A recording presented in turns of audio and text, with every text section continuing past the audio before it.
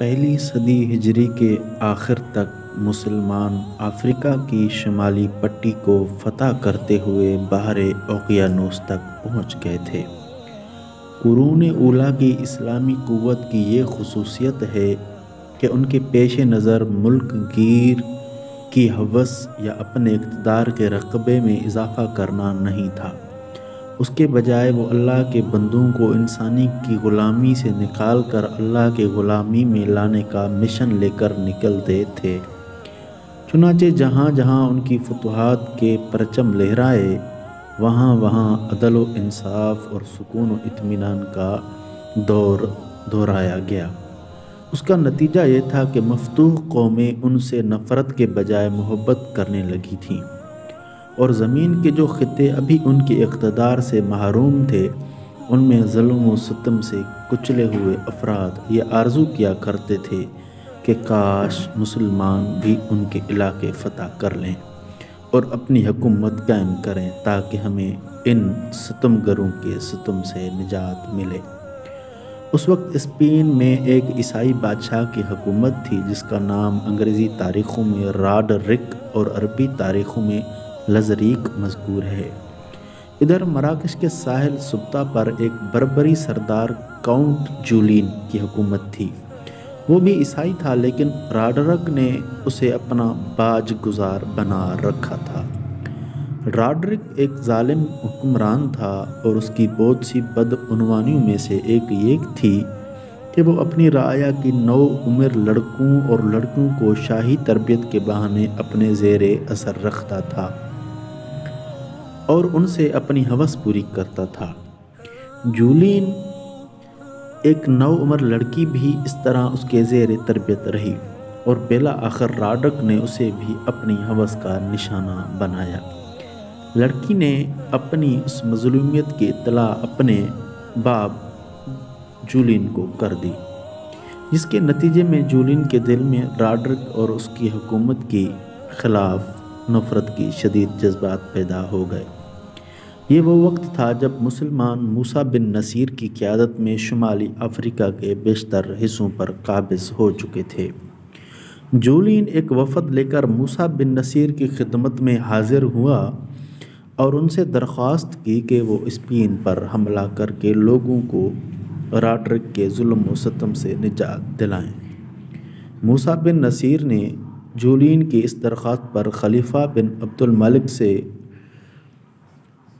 اندلس پر چڑھائی کی اجازت طلب کی۔ خلیفے نے احتیاط کی تاکید کرتے ہوئے اجازت دے دی تو موسیٰ بن نصیر نے پہلے چند چھوٹی چھوٹی مہمات طنجہ سے اندلس بھیجیں تاکہ حالات کا صحیح اندازہ ہو سکے۔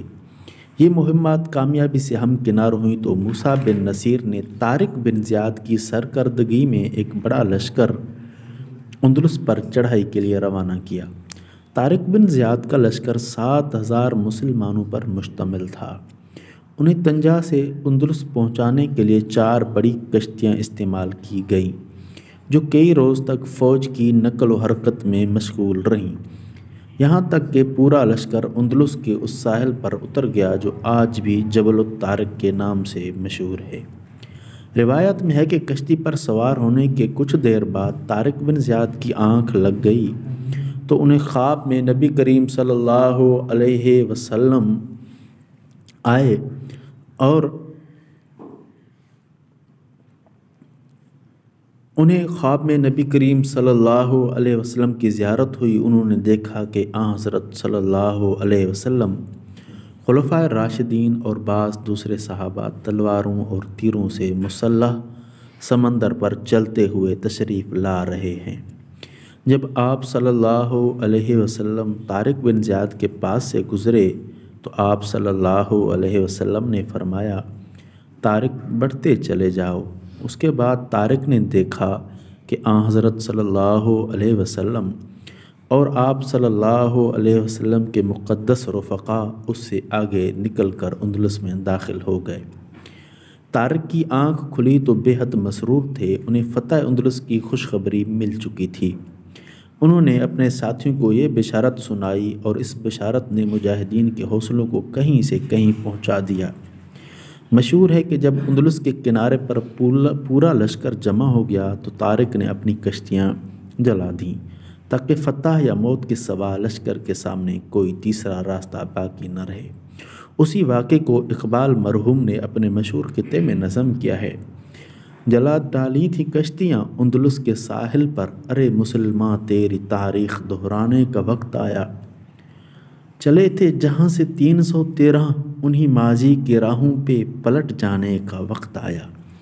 یہ اقبال مرحوم کے شعر اسی وقت، اسی موقع اور محل کو تعبیر کرتے ہوئے ہمیں یاد دلاتے ہیں کہ وہ کتنے اپنے بڑے جگر سے لڑا کرتے تھے۔ طارق نے جب اندلس کے ساحل پر اپنی کشتی جلائی تو لوگوں نے کہا، عقل کی نگاہ میں تمہارا یہ عمل بڑی غلطی ہے۔ طارق جواب میں مسکرا اور اپنا ہاتھ تلوار تک لے جا کر بولا، ہر ملک ہمارا ملک ہے، اس لیے وہ ہمارے خدا کا ملک ہے۔ طارق اپنے لشکر کے ساتھ جبل فتح یا جبل طارق کے ساحل پر اترا تھا اور وہاں سے الجزیرۃ الخضرات تک کی ساحلی پٹی اس نے کسی مؤثر مزاحمت کے بغیر فتح کر لی، لیکن اس کے بعد راڈرک نے اپنے مشہور سپہ سالار تدمیر کو ایک بڑا لشکر دے کر طارق کے مقابلے کے لیے بھیج دیا۔ مسلمانوں کے لشکر کے ساتھ اس کی پے در پے کئی لڑائیاں ہوئیں اور وہ ہر لڑائی میں شکست سے دوچار ہو جاتا، یہاں تک کہ متواتر ہزیمتوں کے نتیجے میں اس کا حوصلہ پست ہو چکا تھا۔ اس نے اپنے بادشاہ راڈرک کو لکھا، جس قوم سے میرا سابقہ پڑا ہے وہ خدا جانے آسمان سے ٹپکی ہے یا زمین سے ابلی ہے، اب اس کا مقابلہ اس کے سوا ممکن نہیں کہ آپ بذات خود ایک لشکر جرار لے کر اس کی مزاحمت کریں۔ راڈرک نے اپنے سپہ سالار کا پیغام پا کر 70,000 سپاہیوں پر مشتمل ایک عظیم الشان لشکر تیار کیا اور طارق کی طرف روانہ ہو گیا۔ دوسری طرف موسیٰ بن نصیر نے بھی طارق بن زیاد کی مدد کے لیے 5,000 مزید سپاہیوں کی کمک روانہ کی، جس کے پہنچنے کے بعد طارق بن زیاد کا لشکر 12,000 پر مشتمل ہو گیا۔ غالباً جولی کے رفقا اس کے علاوہ تھے۔ وادی لقا کے مقام پر یہ دونوں لشکر آمنے سامنے ہوئے تو طارق نے وہ تاریخی خطبہ دیا جو آج بھی عربی ادب اور تاریخ کی کتابوں میں تواتر سے نقل ہوتا آ رہا ہے، جس کی ایک ایک لفظ سے طارق کے عزم اور حوصلے سرفرشی کے جذبات کا اندازہ ہوتا ہے۔ اس خطبے کے چند جملے یہ ہیں: ہمارے آگے دشمن ہے، پیچھے سمندر ہے، اب اگر تم بے جگری سے لڑو گے، شہادت کے جوش جلوے سے لڑو گے تو ہمیں دو ہی چیزیں ہیں، یا فتح یا شہادت، اور بھاگنے والے کے لیے کوئی خیر و خوبی نہیں۔ جب یہ خطبہ سنا تو طارق کے رفقا پہلے ہی جذبہ جہاد اور شوق شہادت سے سرشار تھے۔ طارق کے اس خطبے نے ان کے اندر ایک نئی روح پھونک دی۔ وہ وادی لقا کے مارکے میں اپنے جسم و جان کو فراموش کر کے لڑے۔ یہ جنگ متواتر 8 دن تک جاری رہی، کشتوں کے پشتے لگ گئے اور بالآخر فتح و نصرت مسلمانوں کے حصے میں آئی۔ راڈرک کا لشکر بری طرح پسپا ہوا اور خود راڈرک بھی اس تاریخی مارکے میں کام آیا۔ بعض روایتوں سے معلوم ہوتا ہے کہ اسے خود طارق بن زیاد نے قتل کیا، اور بعض روایتوں میں ہے کہ اس کا خالی گھوڑا دریا کے کنارے پایا گیا، جس سے اندازہ لگایا گیا کہ وہ دریا میں ڈوب کر ہلاک ہوا۔ وادی لقا کی یہ فتح جو ایک ہفتے کے صبر آزما جنگ کے بعد مسلمانوں کو حاصل ہوئی، یورپ میں مسلمانوں کے داخلے کی تمہید تھی، جس نے پورے اندلس کے دروازے ان کے لیے کھول دیے۔ اس کے بعد مسلمان اندلس کے تمام شہر فتح کرتے ہوئے آگے بڑھتے رہے، یہاں تک کہ انہوں نے اس وقت کے دارالحکومہ طلئی طلح کو بھی فتح کر لیا۔ اس کے بعد بھی ان کی پیش قدمی جاری رہی، یہاں تک کہ فرانس کے اندر جا کر وہ پیری نیز کے دامن تک پہنچ گئے۔ اندلس کے فتح کے بعد مسلمانوں نے یہاں 800 سال تک حکومت کی، جس کے دوران انہوں نے علم و دانش اور تہذیب و تمدن کے منفرد چراغ روشن کیے اور اس خطے کو دنیا کا سب سے زیادہ تر ترقی یافتہ علاقہ بنایا۔ انہی تاریخی واقعات کے بزم تصور میں سجائے ہوئے ہم نے غرناطہ جانے والی سڑک پر اپنا سفر جاری رکھا۔ آسمان پر ہلکا ہلکا ابر تھا اور سڑکیں چھوٹی چھوٹی سرسبز پہاڑیوں کے درمیان بل کھاتی ہوئی گزر رہی تھیں۔